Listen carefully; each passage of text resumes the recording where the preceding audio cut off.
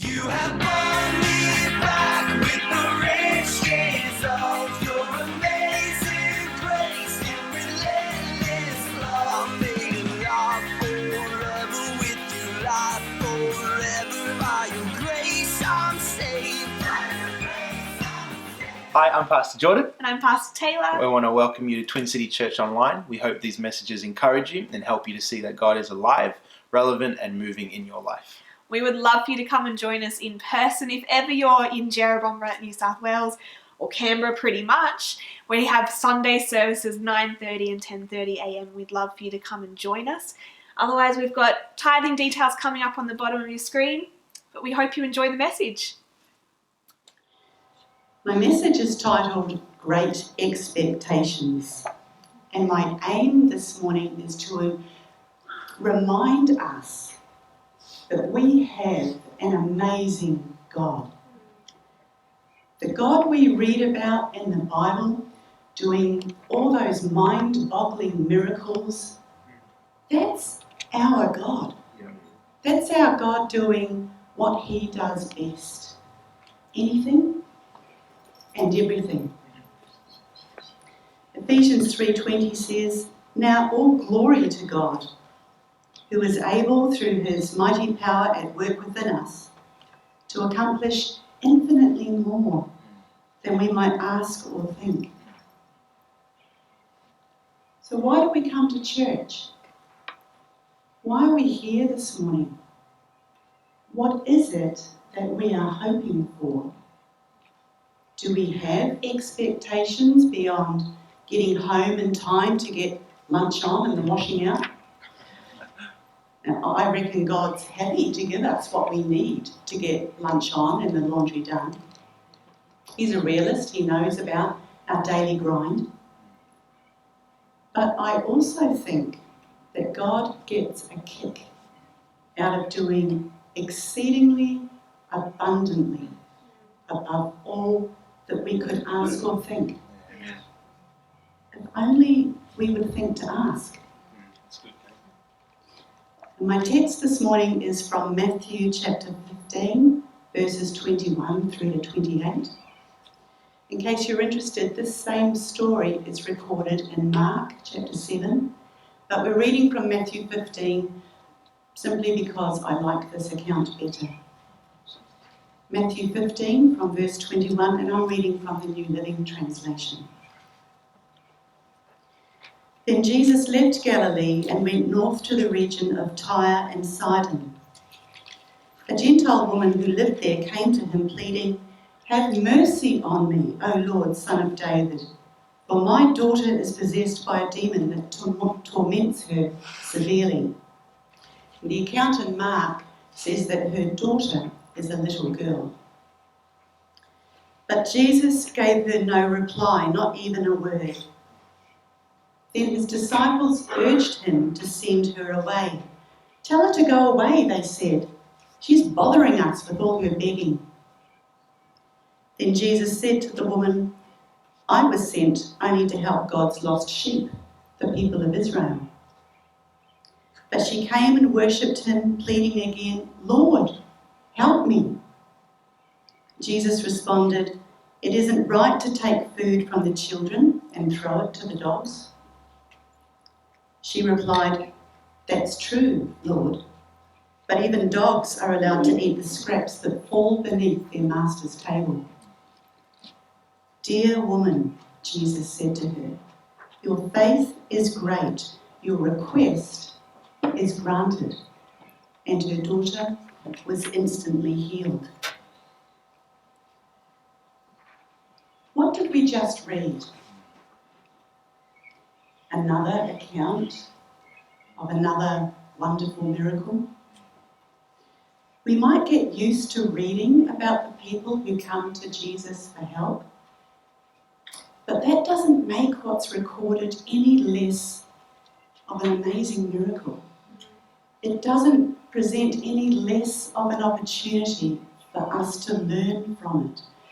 And I think this event outlines 3 habits that are worth looking at.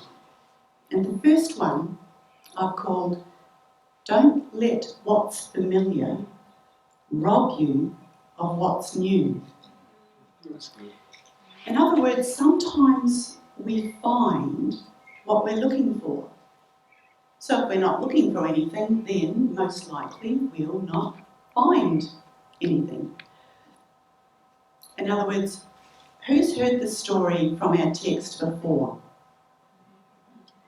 And what do you think about it when we were reading it through?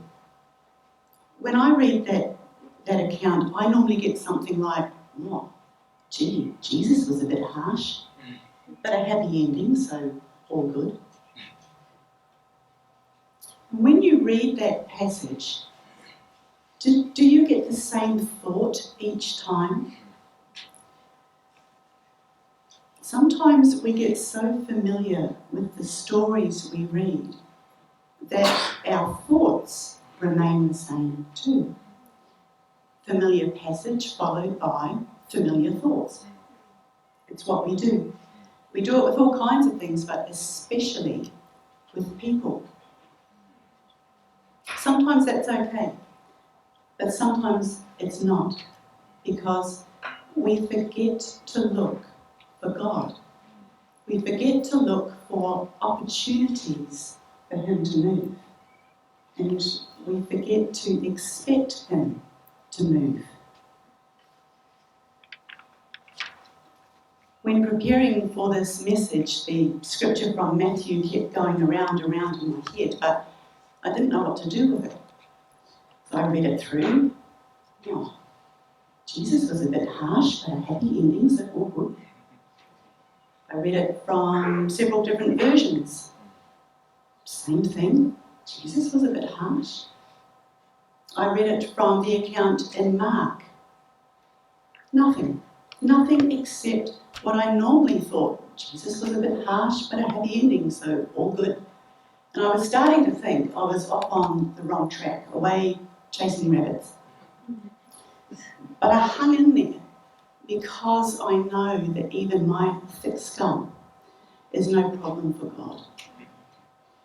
So I typed up the different accounts, one from Matthew, one from Mark, and I compared them. I could not see what He wanted me to see. And that's when the penny dropped.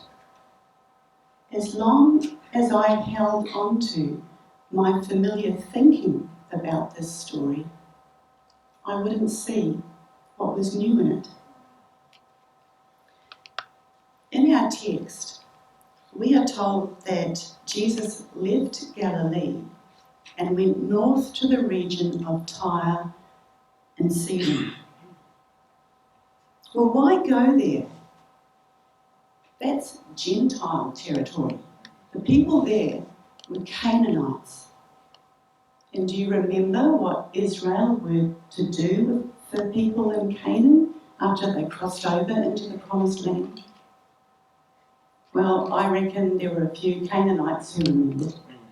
And I can't imagine the reaction that Jesus and His disciples would have encountered in that place. No wonder the disciples were so keen to get rid of the noisy, attention-creating Gentile woman. There was still animosity between the races.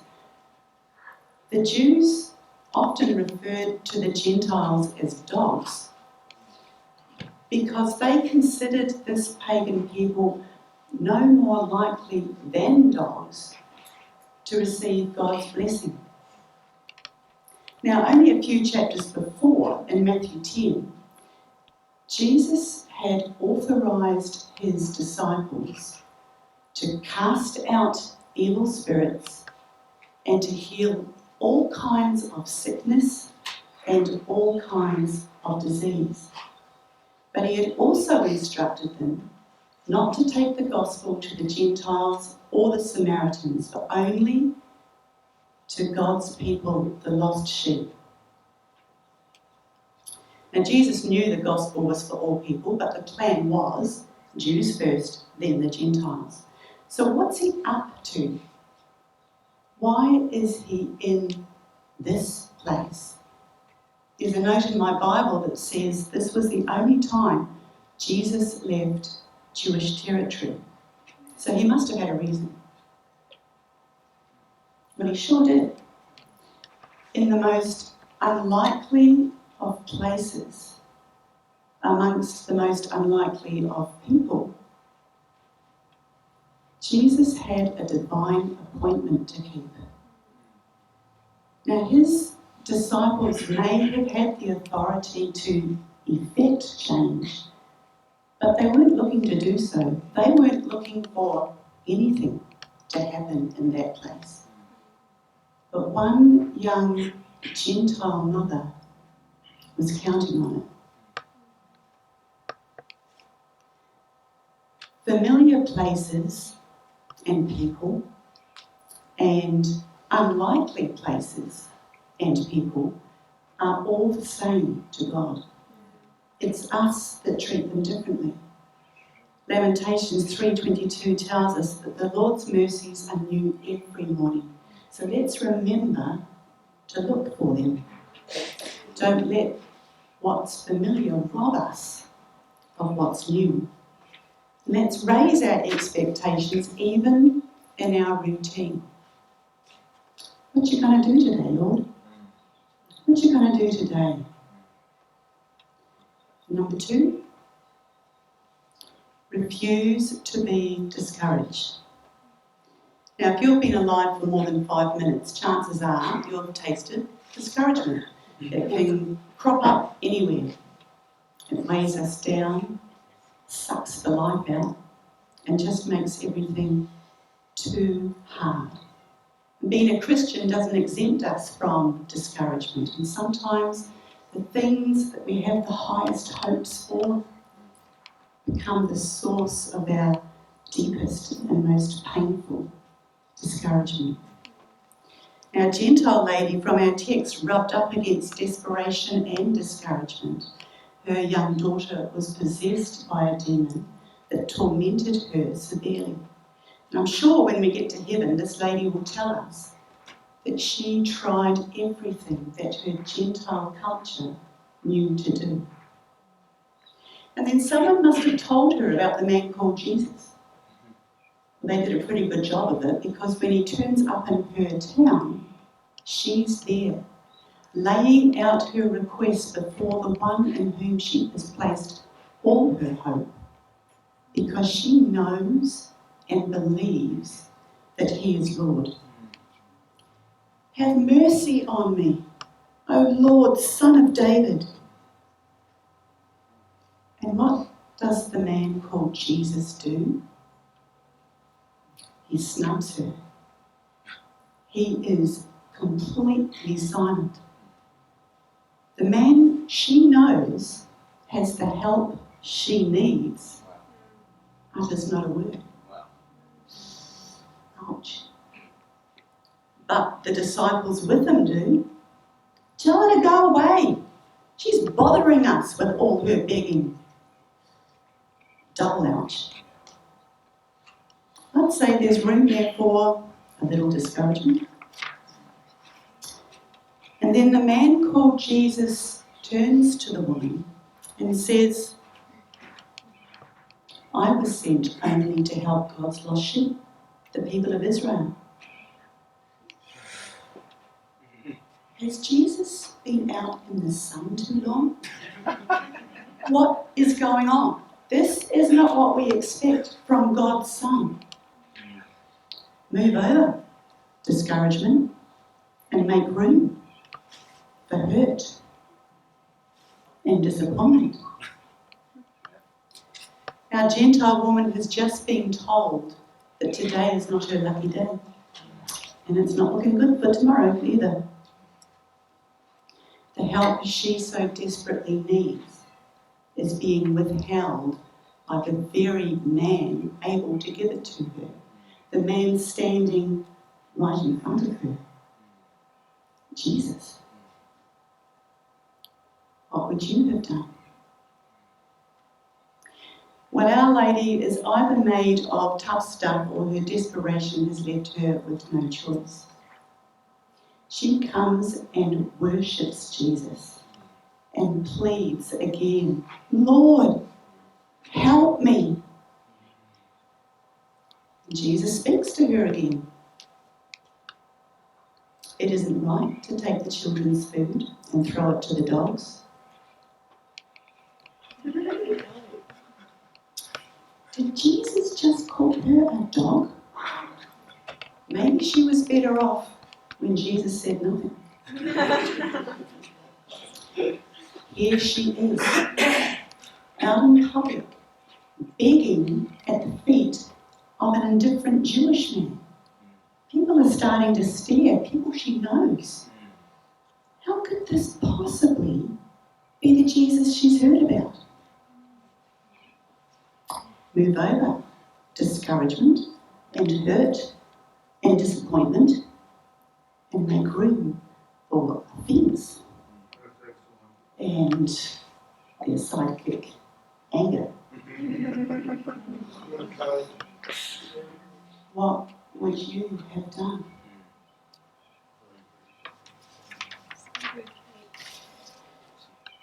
She bows her head in acknowledgement of the truth in the harsh words. But instead of retreating, hurt and rejected, she holds on with all the hope she has. She might not understand what is happening, but she trusts what she knows and believes about him. She will not be shaken. She knows Jesus is her answer. She knows Jesus is her answer. Yeah, that's good. And she replies to Jesus using the same word picture he painted for her. And she adds a further truth. She says, that's true, Lord, but even the dogs get to eat the scraps that fall from their master's table. Dear woman, Jesus says to her, that's the same way Jesus spoke to his mother. Dear woman, your faith is great. Your request is granted. Now, I don't know about you, but that story now takes me on a roller coaster of emotions. But what was Jesus doing? He's God. Nothing's impossible for him. He knew this lady had faith. He knew he would heal her daughter. He went to that region for that very purpose. So why the theatrics? Well, I believe Jesus was teaching. I think he took that woman's faith and he stretched it. And she responded. She chose to continue to trust him. She didn't bail out. And what she got back was great faith and her miracle. Sarah Young records this exchange in her Jesus Calling devotional. Do not be discouraged by the fact that many of your prayers are yet unanswered. Time is a trainer teaching you to wait on me, to trust me in the dark. Priscilla Shira says, waiting doesn't call us to a passive life that requires no effort on our part. The decision to repent, be still, and trust is a conscious commitment that requires courage and diligence. What we do between the asking and the receiving is important. Don't waste the waiting and don't despair in it. God has, can, and will do immeasurably more than we can ask or think. So let's refuse to be discouraged. Let's continue to trust him and hold fast the confession of our faith without wavering. For he who promised is faithful. It's good, Kate. Number 3, have great expectations of God. Don't be shy about having expectations of God. Don't pull your punches.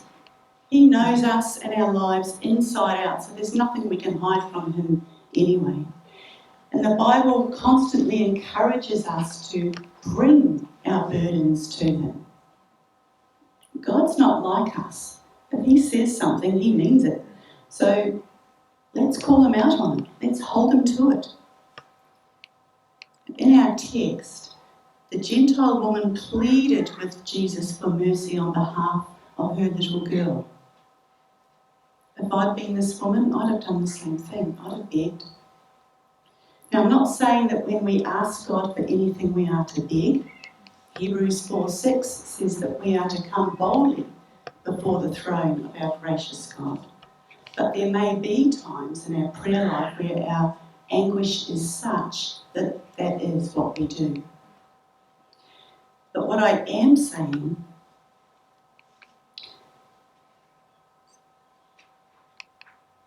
is that this lady knew what she needed and where she was going to get it from. Even though she was very aware that as a Gentile woman, she was not high on any Jew's agenda, she was not ashamed to run after Jesus. She doesn't approach Jesus on the quiet, keeping things on the She makes no apology for butting in on his day. And she's loud and she's persistent. And despite the rebuttals, she brings her request to Jesus 3 times. Have mercy on me. Lord, help me. Even dogs get scraps. This lady knows that Jesus is her answer and she does not give up. She is not shaken off, she presses on and she does what she knows to do. She worships Jesus and she holds on to her hope. She has a great expectation that her help will come from Jesus. She has a great expectation that Jesus is bigger than her background, bigger than the disciples' discomfort, bigger than her problem. She has a great expectation that Jesus is enough. And so he was. And so he is still. And God has great power. But don't forget, he also has great love for us. We are his chosen people, his purchased possession, his inheritance. Have great expectations of your God. Look for him to move in the unlikely and the familiar, and refuse to be discouraged. That's the end of my message, church. Thanks for listening.